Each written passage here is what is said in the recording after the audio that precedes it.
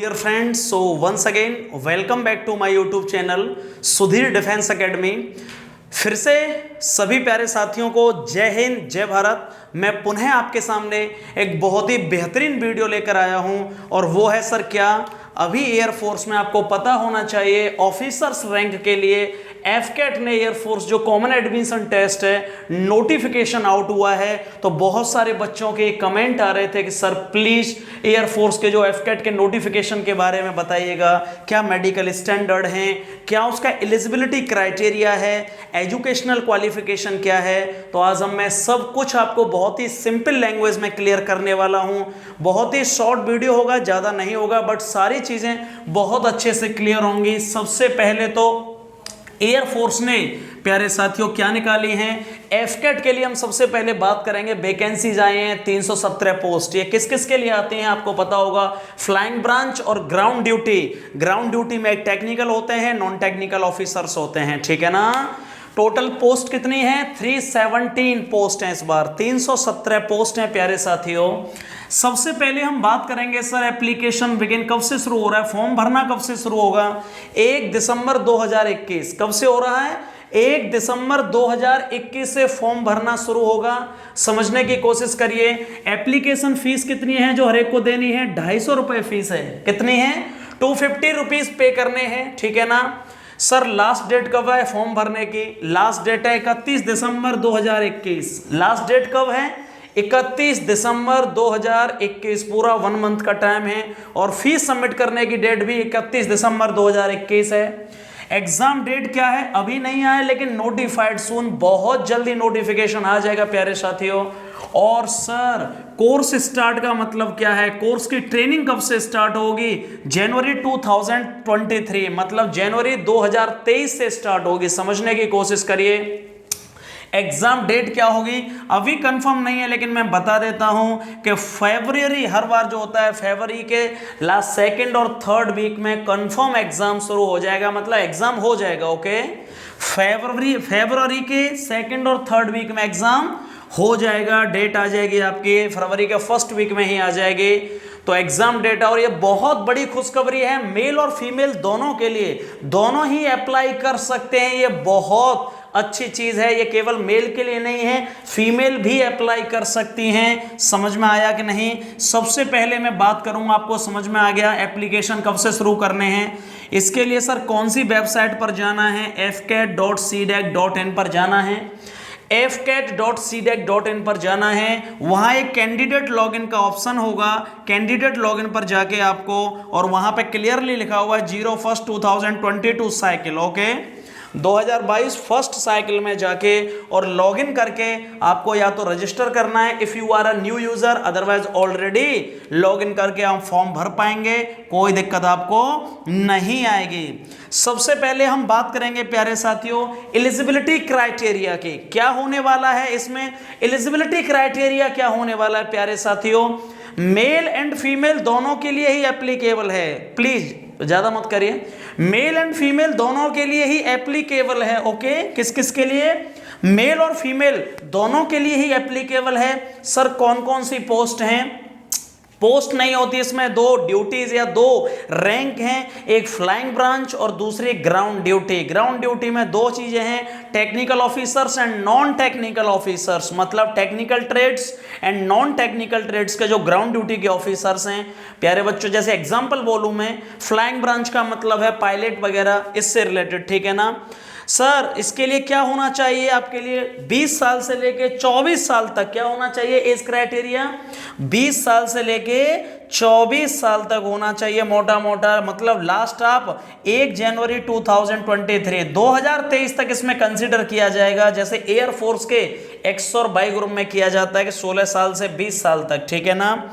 यदि आप मुझसे बात पूछोगे सर फ्लाइंग ब्रांच के लिए एज लिमिट क्या होने वाली है, तो प्यारे साथियों एज लिमिट होने वाली है 2 जनवरी 1999 से 1 जनवरी 2003 तक। कितना होना चाहिए, 20 से।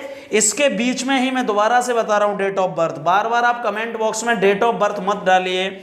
2 जनवरी 1999 से पहले का जन्म नहीं होना चाहिए और 1 जनवरी 2003 से बाद का जन्म नहीं होना चाहिए। ग्राउंड ड्यूटी के लिए क्या है, 20 से 26 साल, 1 जनवरी 2023 तक कंसिडर किया जाएगा। और सर इसके लिए एज कब से कैलकुलेट करेंगे? 2 जनवरी 1997, 2 जनवरी 1997 से 1 जनवरी 2003 तक डेट। 2 जनवरी 1997 से पहले का जन्म नहीं होना चाहिए और 1 जनवरी 2003 के बाद का नहीं होना चाहिए। आई होप आपको ये समझ में आया होगा बहुत अच्छे से। मेल एंड फीमेल द्वारा रिपीट कर रहा हूं, दोनों के लिए ही है, लड़के और लड़कियों। एजुकेशनल क्वालिफिकेशन सर क्या है? मतलब सर क्या चाहिए इसमें? जितनी भी फ्लाइंग जो ब्रांच है, जितनी उसकी पोस्ट हैं फ्लाइंग ब्रांच में, उसके लिए 60% ग्रेजुएशन में होने चाहिए और 50% किस में होने चाहिए? मैथ्स और फिजिक्स में। जो 12th में आपके मैथ्स और फिजिक्स जो सब्जेक्ट थे उसमें 50% चाहिए और ग्रेजुएशन में 60% चाहिए। ओके, ग्रेजुएशन जरूरी है, नॉर्मल ग्रेजुएशन, ठीक है ना सर। ग्राउंड ड्यूटी के लिए जो टेक्निकल ऑफिसर्स हैं या टेक्निकल रैंक की ऑफिसर्स हैं उनके लिए 60% बीटेक। यहाँ क्या चाहिए? नॉर्मल ग्रेजुएशन नहीं, यहाँ बीटेक चाहिए, bachelor of technology, bachelor of engineering. Okay, और यहाँ भी 50% मैथ और फिजिक्स में आपके 12th में 50% मार्क्स होने चाहिए। क्लियर हुआ कि नहीं हुआ सर? ग्राउंड ड्यूटी जो नॉन टेक्निकल पोस्ट हैं ऑफिसर्स हैं उनमें सर 60% चाहिए, किसमें? ग्रेजुएशन में 60, नॉर्मल ग्रेजुएशन में 60% चाहिए। यहाँ 12th का कोई क्राइटेरिया नहीं है। समझ में आया? इस तरह से आप कह सकते हैं कि ग्राउंड ड्यूटी में 2 तरह के ऑफिसर्स हैं, technical and non technical officers. और फ्लाइंग ब्रांच का मतलब है जहाज उड़ाने वाले पायलट हो गए और भी हो गए, ठीक है ना सर। इसके बाद हम बहुत इंपॉर्टेंट बात करेंगे, इसका एग्जाम पैटर्न क्या है सर, इसका सिलेबस क्या है। सबसे पहले मैं आपको बता दूं एग्जाम ऑनलाइन होगा। सबसे पहले मैं बता दूं एग्जाम ऑनलाइन होगा। ऑब्जेक्टिव पेपर होंगे, सारे पेपर कैसे होंगे? ऑब्जेक्टिव। और इसमें एक बहुत बड़ी चीज, पेपर हिंदी में नहीं आएगा, किसमें होगा? केवल इंग्लिश लैंग्वेज में पेपर होगा, ठीक है। किसमें होगा? इंग्लिश लैंग्वेज में। और इसमें नेगेटिव मार्किंग भी है 1/3 की। कितने की नेगेटिव मार्किंग है? 1/3 की। सर एग्जाम की ड्यूरेशन कितनी होगी? 2 घंटे का एग्जाम होगा। नंबर ऑफ क्वेश्चंस कितने होंगे? याद रखना 100 क्वेश्चंस होंगे। कितने क्वेश्चन? 100 क्वेश्चन 2 घंटे में, और एक क्वेश्चन 3 मार्क्स का होगा। इसलिए टोटल वेटेज कितना है रिटन एग्जाम्स का?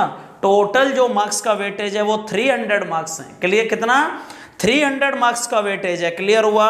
और यहाँ एक और बात मैं क्लियर कर दूं कि सर सिलेबस में क्या क्या आएगा। जो रिटन एग्जामिनेशन का सिलेबस है प्यारे बच्चों, जनरल अवेयरनेस या जीएस जिसे आप जीके या जीएस बोलते हैं, रीजनिंग, आपकी जो मेंटल एबिलिटी है मतलब reasoning. Okay, non technical maths, कौन सा मैथ्स? नॉन टेक्निकल मैथ्स जो अर्थमेटिक होता है।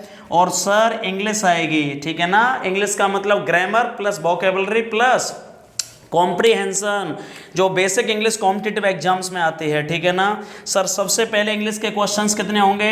Approximately 30 questions. मैथ के क्वेश्चन, अर्थमेटिक के 15 क्वेश्चन, 15 क्वेश्चन। रीजनिंग के अप्रोक्सीमेटली 35 क्वेश्चन। और जीके और जीएस के लगभग 20 क्वेश्चन। तो सबसे ज़्यादा वेटेज इंग्लिश और रीजनिंग का होने वाला है, तो आपको स्पेशली इस पर ध्यान देना पड़ेगा। समझ में आया कि नहीं आया? एग्जाम पैटर्न आई होप आपको क्लियर हो गया होगा। सर टोटल पोस्ट मैंने पहले ही बता दी है, 317 पोस्ट हैं। कितनी पोस्ट हैं? 317 पोस्ट हैं।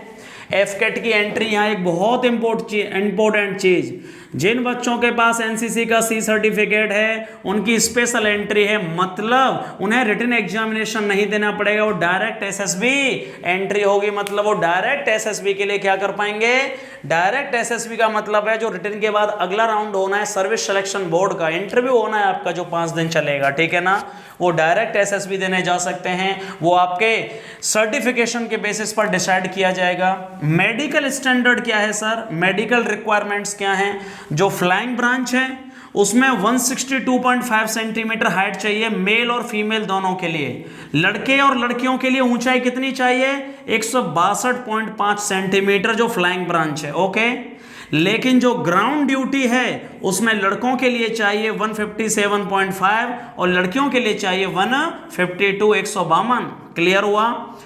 ग्राउंड ड्यूटी के लिए 157.5 लड़कों के लिए, 152 लड़कियों के लिए। और सर जो फ्लाइंग ब्रांच है उसमें सर आंखों का विजन क्या रहेगा, आंखों के लिए 6/6 एक आंख हो सकती है, दूसरी 6/9 तक चल सकती है, लेकिन विदाउट स्पेक्टिकल्स। मतलब 6/6 हैं दोनों तो कोई इशू नहीं है। किसी की एक आंख में प्रॉब्लम है लेकिन बिना चश्मे के 6/9 तक वो अलाउड है, लेकिन चश्मा फ्लाइंग ब्रांच में अलाउड नहीं है, फ्लाइंग ब्रांच में अलाउड नहीं है। जहाज उड़ाओगे तो पायलट हो तो आप चश्मा नहीं होना चाहिए, और ग्राउंड ड्यूटी में 6/24 टू 6/36 तक चल जाएगा बिना स्पेक के, और यदि स्पेक लगे हैं तो कितना होना चाहिए 6/6 और 6/9 केवल लास्ट ये चलेगा, ठीक है ना। थोड़ा बहुत ये वेरी कर सकता है।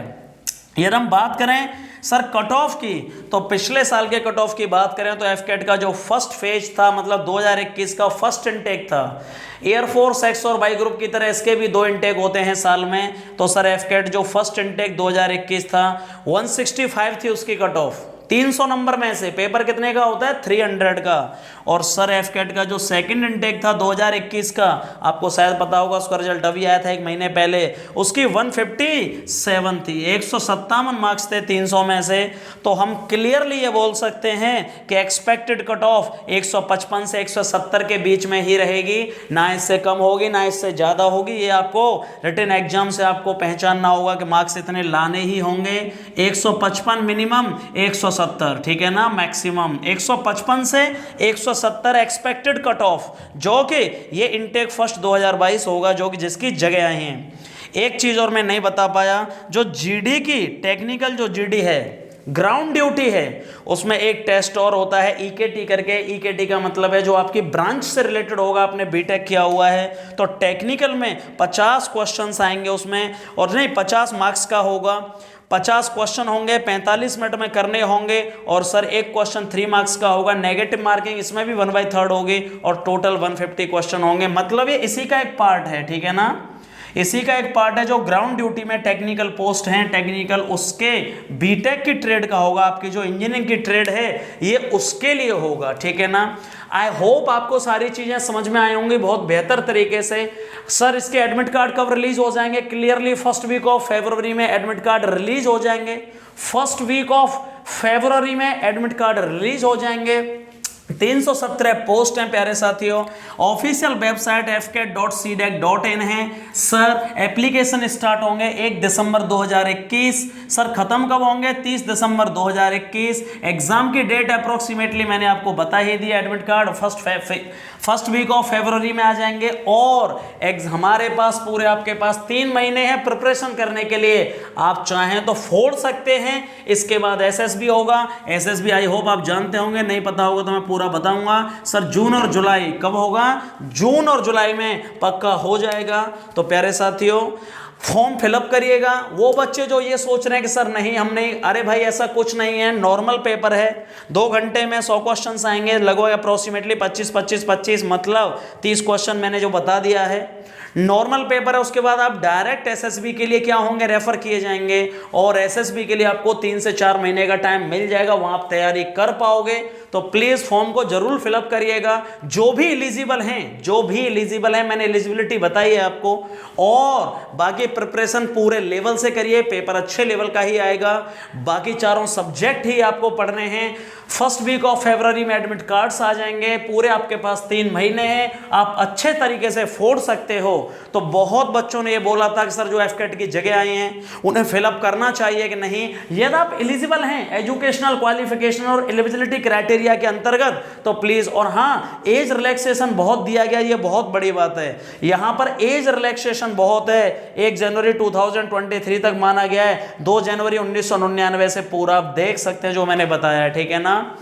बाकी के मैंने आपको बोला था कि एफकेट का जब नोटिफिकेशन आ ही गया है तो चीज़ें उतनी ज़्यादा टफ नहीं है, एयरफोर्स का कुछ ऐसा नहीं है, बहुत जल्दी एक्स और वाई ग्रुप के लिए भी आप रेडी हो जाइएगा, ठीक है ना। और जनवरी के लास्ट वीक में आई होप कि एक्स और वाई ग्रुप की मतलब एयरमैन की वैकेंसीज 100% आउट हो जाएंगी जनवरी के लास्ट वीक में, ठीक है ना। तो चलिए थैंक यू सो मच, और भी यदि आपकी कोई क्वेरी है तो प्लीज़ कमेंट बॉक्स में उसको डालिए। जय हिंद, जय भारत।